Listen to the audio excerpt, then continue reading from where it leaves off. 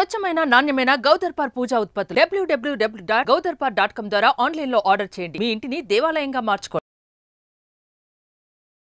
49 సమర్పించు అందమైన జీవితానికి స్వాగతం. నమస్తే డాక్టర్ గారు. నమస్తే జయ గారు. సో ఒక మెయిల్ తీసుకున్నానండి, ఖమ్మం నుంచి రమ్యశ్రీ. తన పర్సనల్ ఇష్యూని ఒకటి మనకి షేర్ చేసింది. సో నెంబర్ కూడా ఇచ్చింది. ఎక్కువసేపు నేను చెప్పకుండా డైరెక్ట్ గా మీతోనే మాట్లాడిద్దామని.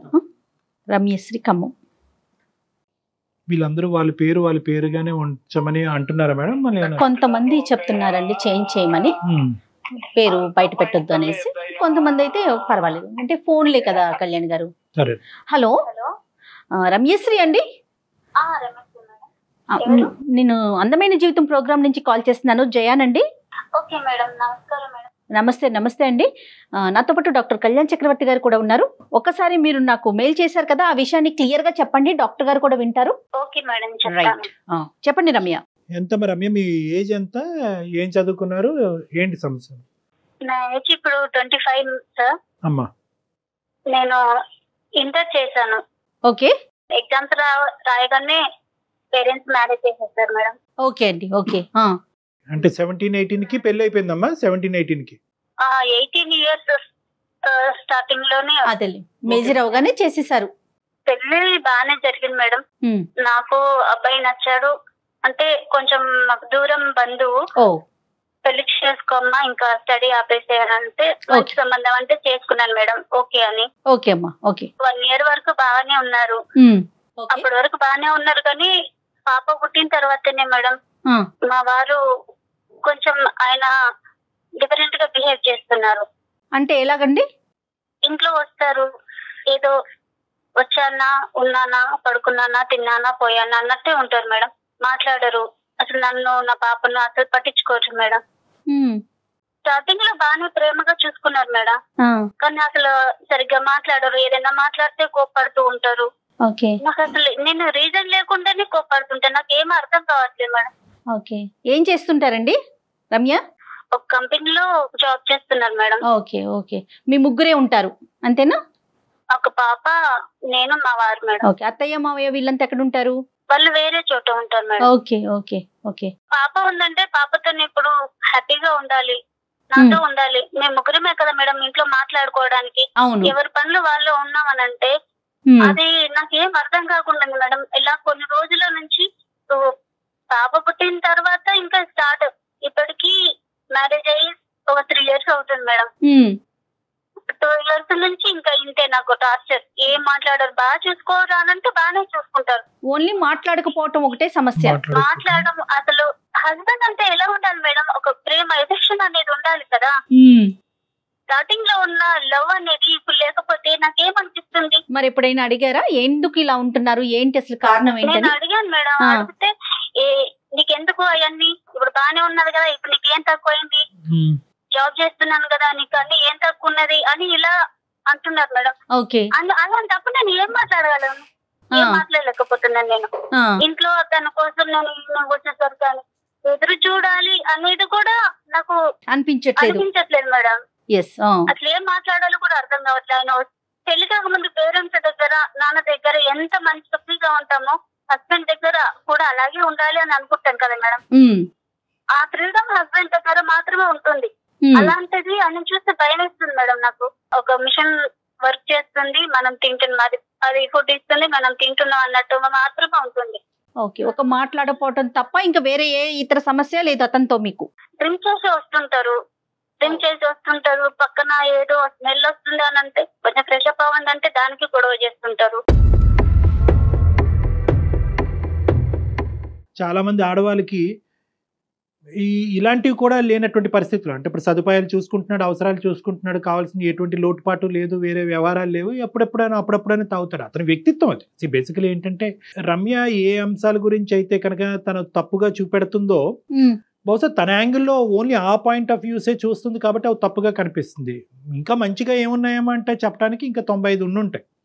పట్టించుకుంటాడు. ఇది తన ప్రాబ్లం ఏంటంటే తక్కువగా మాట్లాడతాడు, మాట్లాడినప్పుడు మాత్రం బిగ్గరగా మాట్లాడతాడు, వస్తున్నప్పుడు నాకు భయం వేస్తుంది. వ్యక్తిత్వ లోపమా కమ్యూనికేషన్ ప్రాబ్లమా అంటే వ్యక్తిత్వ లోపం ఉంటే కనుక ప్రతి మ్యారేజ్ లో చాలా పెద్ద సమస్య, అది తిరిగి రాలేనటువంటిది, తీర్చలేనటువంటిది. ఇక్కడ communication difficulty can always be rectified. 95% marital disputes, marriage భార్యాభర్తలకు సంబంధించిన డిస్ప్యూట్స్ లో ఏదో పెద్ద పెద్ద వ్యవహారాలు ఏముండవా, బేసిక్ కమ్యూనికేషన్ డిఫికల్టీ ఉంటుంది. అతను మాట్లాడకపోయినా కూడా అతని లోపల ఉన్న భావాన్ని ఏంటి అన్నది మీకు అర్థం చేసుకోవటం కష్టము. ప్రెడిక్షన్ లేదు అంటే ఇప్పుడు అరుస్తాడా, ఇప్పుడు మెత్తగా ఉంటాడా, మాట్లాడతాడా, నవ్వుతాడా, కోపడతాడా అని ప్రెడిక్షన్ లేదు. ఈ రెండే అంశాలు మీకు. అయితే మీ ఇద్దరి మధ్యన ఉండే కమ్యూనికేషన్ డిఫికల్టీ ఇలా ఉంది అనేది పెద్దవాళ్ళతో ఎప్పుడన్నా మాట్లాడారా? అమ్మ నాన్న ఈ సమస్య వస్తుంది, లేదంటే అత్త మామ ఈ సమస్య వస్తుంది అనే అంశం పెద్దలు ఎప్పుడన్నా జోక్యం చేసుకుని ఈ కమ్యూనికేషన్ డిఫికల్టీని రెక్టిఫై చేసేటటువంటి ప్రయత్నం చేశారా? మాట్లాడాను సార్, ఒకసారి మా పేరెంట్స్ తో మాట్లాడాను. మగవాళ్ళు ఉన్నప్పుడు అలాగే ఉంటదమ్మా, బాధ్యతలు పెరుగుతాయి కదా, సర్దుకోవాలి. సమాజానికి కనిపించదు. 4 గోళ్ల మధ్యన రమ్య లాంటి ఆడవాళ్ళకే కనిపిస్తుంది కానీ బయట ప్రపంచానికి కనిపించదు. ఇప్పుడు మేము మాట్లాడే అవకాశం దాకా వచ్చిందంటే ఏంటి మీరు ఏమి ఎక్స్పెక్ట్ చేస్తున్నారు? అంటే ఈ మధ్య నేను కొన్ని రోజులుగా ఒక అబ్బాయిని ఇష్టపడుతున్నాను మేడం.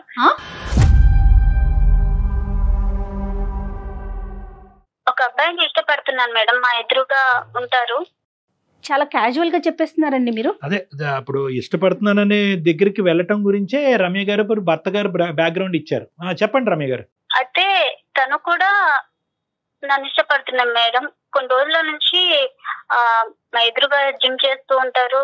నేను అంత గమనించలేదు కానీ కొన్ని రోజుల తర్వాత నేను చూశాను, తను చూడ్డం నేను చూడ్డం అన్నట్టు. కాదమ్మా, జిమ్ ఎక్కడ చేస్తున్నాడు అతను? మీ ఇంటి ఎదురుకుంటే జిమ్ ఉందా, లేదంటే మీ మేడమే జిమ్ చేస్తున్నాడా, ఎదురు మేడమే జిమ్ చేస్తున్నాడా? ఎదురుగా వాళ్ళ ఇల్లు ఉంటుంది, పైన వాళ్ళు ఓన్ గా చేసుకున్నారేమో, అక్కడ చేస్తూ ఉంటారు. పెళ్లి కాని అబ్బాయి. నేను మార్నింగ్ పనులు చేసుకున్నప్పుడు కనిపిస్తూ ఉంటారు. ఒక రోజు ఇంకా అలా చూసారు, తను చూసారు, నేను చూసాను. కొంచెం ఫస్ట్ టైం నేను ఏమనుకోలేదు కానీ నెక్స్ట్ టైం నుంచి నాకేదో మా ఆయన దగ్గర దొరికిన ప్రేమ అతని దగ్గర ఉన్నదేమో అనే ఫీల్ నాకు వచ్చింది. కంటి చూపులోనే ఫీల్ వచ్చిందమ్మా. అంటే కొన్ని తర్వాత కొన్ని రోజులకి ఒక పేపర్ లో నెంబర్ రాసి మా ఇంటికి పడేశారు. అప్పుడు అది చూస్తే నెంబర్ ఉంది, కాల్ చేయాలా వద్దా అనుకొని నేను ఒక 2 days గ్యాప్ ఇచ్చి కాల్ చేశాను సార్. నేను కాల్ చేస్తే బాగానే మాట్లాడారు. 2-3 times మీట్ అయ్యాము. నాకు ఏది కావాలన్నా అది చాలా కేర్ గా చూసుకునేవారు సార్. నాకు అదే నేను మా హస్బెండ్ నుంచి కోరుకున్నది ఏదైతే ఉన్నదో అతనిలో నాకు అవి కనిపించాయి సార్. అలా నాకు అని మీద ప్రేమ అనేది కలిగింది సార్. ఇది నేను చేసేది తప్ప రైటా అనేది కూడా నేను ఆలోచించాను. అయినా కూడా ఆయన మీద నాకు ప్రేమ తగ్గట్లేదు సార్. ఆ అబ్బాయికి పెళ్లి అయిందమ్మా? పెళ్లి కాలేదు సార్. బ్యాచిలర్ గా ఉంటున్నాడా లేదంటే పేరెంట్స్ తో ఉంటున్నాడా? అతను పేరెంట్స్ తో ఉంటున్నారు సార్. ఓకే. అతను నీ వైపు ఎక్కువ చూసేవాడా, నువ్వు అతని వైపు ఎక్కువ చూసేదానివా? తను ఇంత ముందు నన్ను చూసినట్టున్నారు, నేను ఒకరోజు చూస్తే నన్ను గమనిస్తూ ఉన్నారు. సరేలే అని నేను 2-3 రోజులు అలాగా చూడనట్టు చూసి అలా చూస్తే నన్నే గమనిస్తున్నారు, నాకు అర్థమైంది సార్. వాడికి బుర్రలేదు, నీకు బుర్రలేదు. నీకు పెళ్ళైనటువంటి ఆడపిల్లవి, నీకు ఒక పాప బాబు ఉన్నాడు. ఓకే, నువ్వు ఆ అబ్బాయి పెళ్లి కాలేదు అనే అంశం నీకు తెలుసు. ఆ అబ్బాయి జిమ్ చేస్తున్నాడు అండ్ ఓకే, నీకు ఒక బాధ్యత ఉంది, నీ భర్తతో 2-3 సమస్యలు ఉన్నాయి. అవేమి పెద్ద అంత తలకి మించిన భయంకరమైనటువంటి సమస్యలు ఏమీ కాదు. కమ్యూనికేషన్ ఇంప్రూవ్ చేసుకోవటం అనే సబ్జెక్టే. కానీ ఎవరు ఆలోచించలేదమ్మా, నాకు కావలసినవి అతని దగ్గర దొరికేసినవి అనేటటువంటి కంక్లూజన్కి ఎలా వచ్చేసావు? ఒక కనుచూపులోనే ఎలా వచ్చేసావు? కనుచూపులోనే కాదు సార్, ఒక 2-3 times అలా చూసి ఫోన్ లో మాట్లాడిన తర్వాత ఆయన చూపించే ప్రేమ, ఆయన తీసుకున్న కేరింగ్ లో నాకు ఇంట్రెస్ట్ అనిపించింది సార్. నా మనసుకి ఏది కావాలో, నేనేం కోరుకున్నానో నాకు అది అతనిలో కనిపించింది. అతను కూడా నేను అంటే చాలా చూసిన ప్రతిదీ కోరుకోవటం, దాని వైపుకి మనసు వెళ్ళిందంటాం. ఏంటండి మీరు? కాదమ్మా, నీకు కనిపించని భర్తను మర్చిపోయావు, కూతుర్ని మర్చిపోయావు, అతని ప్రపంచాన్నే మర్చిపోయాడు. ఓకే, అతను జిమ్ చేస్తున్నాడు, నువ్వు వంట వండుతున్నావు, కలిసిపోయి నీ మనసులో. ఇప్పుడు ఏంటమ్మా, ఇప్పుడు ఏం చెప్పాలనుకుంటున్నావు మాకు? ఇప్పుడు అతనికి పెళ్లి ప్రపోజల్ వచ్చింది సార్. పేరెంట్స్ పెళ్లి చూపులు తీసుకొచ్చారు. మంచిది. ఆ విషయము అంటే ఆల్రెడీ ఇంతకు ముందు పెళ్లి సంబంధాలు వస్తే నా కోసం 1 year అలా ఆపేశారు, పోస్ట్ పోన్ చేస్తూ వచ్చారు సార్. కానీ ఏంటో మళ్ళీ ఈసారి మళ్ళీ పెళ్లి అని ఇంకా పేరెంట్స్ వాళ్ళు ఎక్కువ ఫోర్స్ చేయడం వల్ల మాకు పెళ్లి అవుతుంది, పెళ్లి చూపులు చూస్తున్నారు అని తను నాకు చెప్పేసరికి నాకు ఏం చేయాలో అర్థం కాలేదు సార్. తను ఒకసారి నాకు పెళ్లి అవుతుంది, నేను మర్చిపోలేకపోతున్నాను, నన్ను ఏం చేయమంటావని చిన్నపిల్లవాడు ఏడ్చినట్టు ఏడ్చేసారు. తను ఏడ్చేసరికి ఇంకా నాకు కూడా ఈ పనులన్నీ చిన్నపిల్లల పనులేనండి, పెద్దోళ్ళుగా మెచ్యూరిటీ వచ్చిన వాళ్ళు చేసే పనులు కాదు రమ్య. సారీ రమ్య, నువ్వు ఏడుస్తూ చెప్తున్నావు, నువ్వు తప్పుగా అనుకోవద్దు, మేము ఇక్కడ నవ్వుకుంటున్నాం. అంటే ఒక సమస్య, ఒక బాధ ఒక మనిషి చెప్పినప్పుడు సహజంగా అవతల వ్యక్తిని కూడా కదిలించాలి, బాధ కలిగించాలి. ఈరోజు మీ అమ్మాయి గురించి బ్యాక్గ్రౌండ్లో ఆలోచించుకుని బాధపడుతున్నావు, నీ భర్త గురించి ఆలోచించుకుని మీ అమ్మాయి ఇదేంట్రా ఇంట్లో భార్యని ఎంతో నమ్మకంగా ఉదయాన్నే ఆఫీస్కి వెళ్ళేటటువంటి భర్త సాయంత్రం భార్య వచ్చేటప్పటికి జిమ్ చేసేటటువంటి పక్కింటి మగాడిని చూస్తున్నది అనే అంశం నీ భర్తకు తెలిస్తే కనుక అతని గుండెలు విరిగిపోయి ఏమైపోతాడో అనే ఆలోచనతో బాధపడుతున్నావు. ఒక పక్క నుంచి నీ యొక్క ఆలోచన, నీ యొక్క ప్రవర్తన చూస్తుంటే నవ్వుకుంటున్నావు. అరే ఆ సినిమాలో చూసాం కదా, కరెక్ట్, ఈ సినిమాలో చూసాం కదా, పేపర్ రోల్ చేసి నెంబర్ ఎసట్టడం అనేది అక్కడ చూసామని సినిమా అంశాలే మాకు గుర్తుకొస్తున్నాయి, కానీ నిజ జీవితంలో ఎవరు ఇలా చేస్తారనేటటువంటిది మాకు కల్లో కూడా ఊహించుకోవడానికి కష్టంగా. రియల్ లైఫ్ లో కూడా ఇలా జరుగుతున్నాయి అనుకుంటున్నాను. నేను కూడా ఆడపిల్లలే కదా, నాకంటే ఒక మనసు ఉంటుంది కదా, నాకు కొన్ని కోరికలు ఉంటాయి కదా. తను హస్బెండే కదా, అమ్మాయికి పుట్టింటి నుంచి అత్తింటికి వచ్చిన తర్వాత అన్ని చూసుకోవాల్సిందే హస్బెండే కదా సార్. అలాంటిది నన్ను మర్చిపోయి ఆయన బయట ఏం చేస్తున్నాడో నాకు తెలియదు. అలా నేను ఏదన్నా అడిగితే నన్ను నా మీద చిరాకు పడతాడు, కోపడతాడు. నేను ఇంట్లోనే కుట్టుగా ఉండిపోవాలి సార్. యథార్థంగా చెప్తున్నాను. ఈ కాల్ కలిపేటప్పుడు మేము అనుకున్నాము, అరే అయ్యో అనవసరంగా అతను కమ్యూనికేట్ చేయట్లేదేమో, అతనికి ఒకసారి ఫోన్ చేసి బాబు కమ్యూనికేషన్ ఇలా చెయ్యాలి, ఒక భార్య యొక్క ఎక్స్పెక్టేషన్ ఇలాగా, నువ్వు కేవలం డబ్బులు ఇంట్లో లగ్జరీస్ ఒకటి చూసుకుంటే కాదు, మనసు నచ్చి పక్కన కూర్చుని భార్యతో మాట్లాడి మనసు అర్థం చేసుకుని ఇమోషన్స్ షేర్ చేసుకోవటం కూడా ఇంపార్టెంటే అనేటటువంటి విధంగా నడిపించాలి అని మేము అనుకున్నాం. ఈ లోపలే నువ్వు పార్ట్ 2 అనేటటువంటి తీసుకొచ్చావు. ఒకప్పుడు ఆ అంశం అయితే కనుక ఈరోజు మేము చాలా హ్యాపీగా డీల్ చేసాము, కానీ నువ్వేం చేస్తున్నావు అంటే ఈ అంశాన్ని చూపెడుతూ ఇంకో అంశంలోకి ముడిపెట్టావు. ఆటోమేటిక్గా అక్కడ ఏమైంది, ఇప్పుడు నీ బాధని ఎలా వే చేయాలి అన్నది మాకు అర్థం కావట్లేదు. అరే అవును ఈ అమ్మాయి చాలా ఇబ్బంది పడింది కరెక్టే అని అనుకోవాలా, లేదంటే పక్కింట్లో సుఖాన్ని చూస్తూ భర్తని చేదుగా అనిపిస్తున్నాడు అన్నది చూడాలా? అంటే ఇక్కడ ఎలా చూడాలి అనేది మాకు ఇప్పుడు వితౌట్ ది సెకండ్ ఆస్పెక్ట్ నీ మీద మాకు పూర్తిగా గౌరవం ఉంది, జాలి ఉంది, సమస్యకు పరిష్కారం చూపెట్టాలి అనే ఆలోచన కూడా మాకు ఉంది. కానీ ఎప్పుడైతే ఈ సెకండ్ ఇష్యూ తీసుకొచ్చావో నీ మీద గౌరవం అనేది తగ్గింది, నీ మెచ్యూరిటీ లెవెల్స్ గురించి నవ్వేటటువంటి పరిస్థితి వస్తుంది, నీ భర్తని కొడుకు కూతురో ఎవరినో వాళ్ళని మోసం చేస్తున్నారు అనే బాధ కలుగుతుంది. సో నీ మీద ఇమోషన్ మాకు డైవర్ట్ అయిపోయింది. ఈరోజు నీకేం పరిష్కారం చెప్పమంటావు? ఆ అబ్బాయి యొక్క పెళ్లి బలవంతంగా ఇప్పటి వరకు పెళ్లిళ్ళు వస్తుంటే, సంబంధాలు వస్తుంటే పక్కకు తోసేసి ఏదో పెద్ద దేశాన్ని ఉద్ధరించేటటువంటి గొప్ప వ్యక్తిలాగా నువ్వు చెప్తున్నావు. ఆ అబ్బాయి పెళ్లి సంబంధం అప్పుడు వచ్చి ఉంటే కనుక ఈరోజు మాకు కూడా ఈ దరిద్రం వినవలసినటువంటి బాధ తప్పు ఉండేది. సారీ అమ్మ, నేను ఈ దరిద్రమే అంటాను. ఇది కేవలం నువ్వు ఎంచుకుని ఇంట్లోకి తీసుకొచ్చినటువంటి ఒక దరిద్రం. నిజంగా ఈరోజు ఏదైతే నువ్వు అతను నడిపించేటటువంటి కథ ఉందో, ధైర్యం ఉంటే కనుక మీ భర్త ఎదుర్కొంటే నడిపించమ్మా. భర్తని ముసుగులో పెట్టే కదా ఇదంతా చేస్తున్నారు. ఆయన చేసే బిహేవియర్ బట్టి నాకు ఆయన నుంచి నాకు ఏం అందట్లేదు సార్, ప్రేమ అందట్లేదు. కాదమ్మా, ప్రేమ అందట్లేదు, నీతో మాట్లాడట్లేదని నువ్వు పక్క చూపులు చూస్తావా? పక్క చూపులు కాదంటే నేను మంచిగా కదా మేడం, ఇప్పుడు మార్చుకునే ప్రయత్నం ఉండదా? ఇంకా ఫైనల్ డెసిషన్ అంతే ఉంటుందా? ఇప్పుడు అదే పనిగా నేను మా హస్బెండ్ ఏ విధంగా అయితే బిహేవ్ చేస్తున్నా ఆ విధంగా నేనుంటే అయినా బయట ఎన్ని విధాలుగా వేరే అమ్మాయి చూడలేదా? తప్పుగా ఎందుకు చూస్తారు మేడం? ప్రతి ఆడపిల్ల అంటే అది ఉండాలి, చేసిన పని ఉండాలి, ఎవరు కూడా మాట్లాడట్లేదు, ఉండట్లేదు కూడా. ఇప్పుడు నువ్వు అర్థం చేసుకోవాల్సింది ఏంటంటే నీ సమస్య కాదు అని అనట్లేదు, నీ భర్తతో ఉన్న నీ కమ్యూనికేషన్ డిఫికల్టీ లేదు అనేటటువంటి అంశాన్ని మాట్లాడే హక్కు మాకు లేదు. ఖచ్చితంగా అది సమస్యే, కానీ ఆ సమస్యకి నువ్వు ఎంచుకునేటటువంటి పరిష్కారం ఏదైతే ఉందో అది తప్పు, అది నేరం. ఎంత కష్టపడైనా, ఎంతమందిని పోగు చేసైనా, ఎన్ని పంచాయతీలు పెట్టైనా, ఎన్ని కౌన్సిలర్స్ని ఉపయోగించినైనా ఈరోజు నీ భర్తను బాగు చేద్దాం, మీ ఇద్దరు కమ్యూనికేషన్ ఇంప్రూవ్ చేద్దాం, మీ ఇద్దరు హ్యాపీగా ప్రాణం, అది ఈ సమస్యకి అంతేగాని చెప్పినా వినట్లేదు సార్. నేను ఏం చేయాలి సార్? నాకు అర్థం కాకనే మీకు మెసేజ్ రమ్య ఒక్క నిమిషం ఉండండి, ఒక్క నిమిషం. సమస్య లేకుండా, ఒక ఇష్యూ అంటూ లేకుండా ఎంతమంది ఉన్నారండి? అది ఇంపాసిబుల్ అమ్మా. అది ఆ అమ్మాయికి కూడా తెలుసు. రైట్, నా భార్య ఇలా వెళ్ళిపోయింది అని చెప్పి నీ కొడుకుని అలా ఒక మూలన వేసేసి నీ భర్త కూడా పక్కింటి ఎక్సర్సైజ్ చేసి ఇంకో లేడీతో వెళ్ళిపోతే ఓకేనమ్మా నీకు? అదేం లేదు సార్, అదే తెలియకనే కదా నాకేం చేయాలి అర్థం కాక. అతనికి పెళ్లి అవుతుందని చెప్పి నువ్వు సంబరం చేసుకో, నీ జీవితం బాగుపడుతుంది. అతని పెళ్లి ఆపేటటువంటి ప్రయత్నం చెయ్యొద్దు.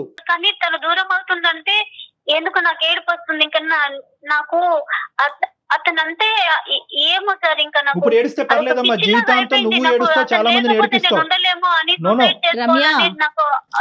రమ్య మీరు ఇంకొక వ్యక్తికి భార్య, ఒక బిడ్డకి తల్లి, ఆ విషయాలను కూడా దృష్టిలో ఉంచుకోండి. ఇప్పుడు లవ్ అనేటటువంటిది ఒక ఇమోషన్ అమ్మా. మనం ఎలాగైతే కోపం, బాధ, ఏడుపు ఇలాంటి రకరకాల హావభావాలు వస్తాయో, ఒక ప్రేమ అనేటటువంటిది కూడా ఒక ఇమోషన్. ఆ ఇమోషన్ ఏం చేస్తుంది అంటే కనుక ఆలోచనని తీసేస్తుంది. ఇప్పుడు నీ ఆలోచన పోయింది, నీకు తెలుసు లోపల ఇది తప్పు అని, కానీ ఇమోషన్ని కాపాడేటటువంటి, ప్రేమ అనేటటువంటి ఇమోషన్ కాపాడేటటువంటి ప్రయత్నంలో జరిగేటటువంటి పరిణామాలు అనేటటువంటి లాజికల్ రీజనింగ్ నీ మైండ్లోంచి పోయింది. ఇప్పుడు ఈ కాల్ ద్వారా ఆ లాజిక్, ఆ రీజన్ నీ జీవితంలో మేము నింపితే కనుక బహుశా ఓ 10 రోజులు ఏడుస్తావు, లేదా నెల రోజులు ఏడుస్తావు, జీవితాంతం ఏడవు, నలుగురిని ఏడిపించావు. ఈరోజు నువ్వు చేసేటటువంటి తప్పు వల్ల, అరే నేను ఇప్పుడు ఏడుస్తున్నాను, ఈ బాధను తీర్చేసుకోవాలి, అరే వాడు ఏడుస్తున్నాడు, వాడి ఏడుపుని తీర్చేయాలని చెప్పి నువ్వేం చేస్తావంటే ఒక తప్పుదోలో వెళ్తున్నావు. తర్వాత ఏమవుతుంది, నీ కొడుకు ఏడుస్తాడు, నీ భర్త ఏడుస్తుంది, సమాజం ముందు తలదించుకుని మీ తల్లిదండ్రులు ఏడుస్తారు, అక్కడ పెళ్లి చేసుకున్నటువంటి ఆడపిల్ల ఏడుస్తుంది, వాళ్ళ ఫ్యామిలీ ఏడుస్తారు, ఇంతమందిని ఏడిపిస్తారు. ఎందుకు? కేవలం మీ ఇద్దరు కళ్ళనీళ్ళు తొడవటం గురించి ఇంతమంది ఏడవాలా?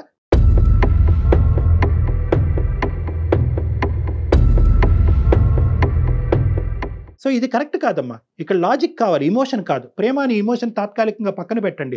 దీన్ని ప్రేమ అంటారా? నేనైతే అన్ను, దీన్ని ఆకర్షణ అంటాను. అతనికి ఏదో లేదు కాబట్టి నీ దగ్గరికి వచ్చాడు, నీకేదో దొరకట్లేదు కాబట్టి అతని దగ్గరికి వెళ్ళావు. సో లేనటువంటిది తీర్చుకునే దాని గురించి ప్రేమను డిఫైన్ చేయాలంటే తప్పమ్మా. దీన్ని ప్రేమ అనరు.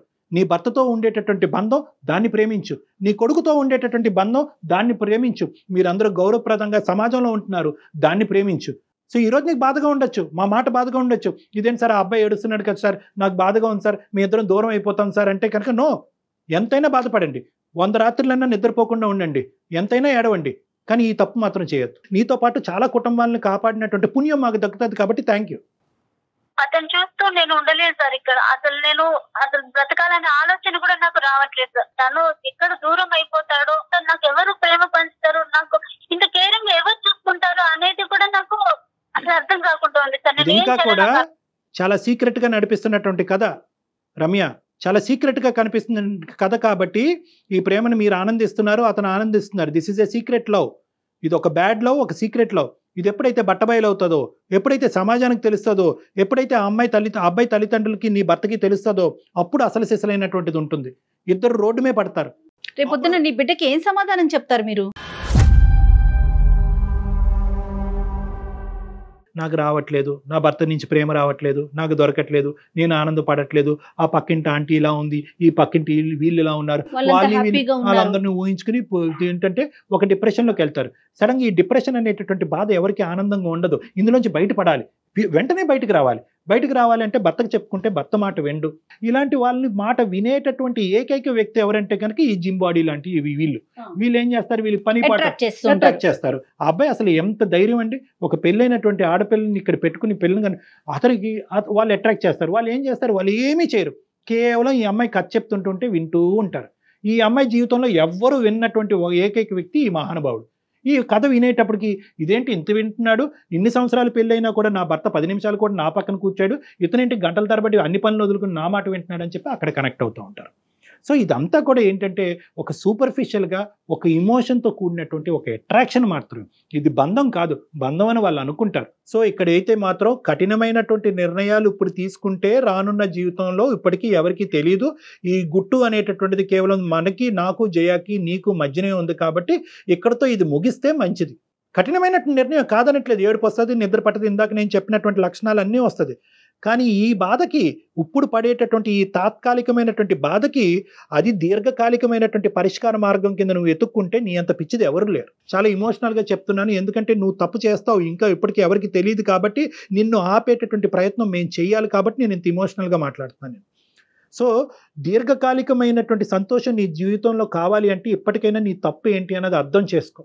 నీ భర్తతో నీ భర్త తప్పేనమ్మా, తప్పే. నువ్వు 100 సార్లు తప్పు కాదను. నువ్వేం చచ్చిపోక్కర్లేదమ్మా. ఎందుకు చచ్చిపోవాలి? మరి బిడ్డనేం చేస్తావమ్మా? బిడ్డ ఏమవుతాడు? ఈ గుట్టు రట్టు అయితే కనుక నీ భర్త కూడా చచ్చిపోవాలి. అలా అయితే కనుక అతను ఈ రోజే చచ్చిపోవాలి నీ భర్త.